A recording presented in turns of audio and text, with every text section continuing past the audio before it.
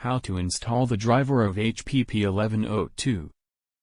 Download it from the HP website.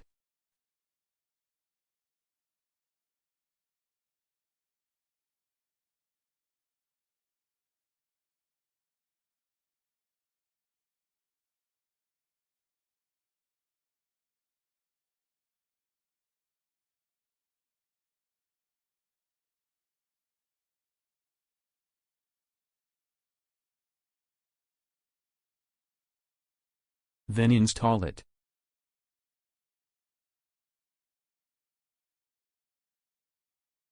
Uninstall the driver, then refresh it.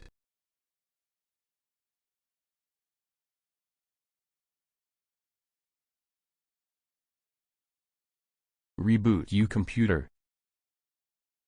And ready, your printer has been installed. Let's print test page.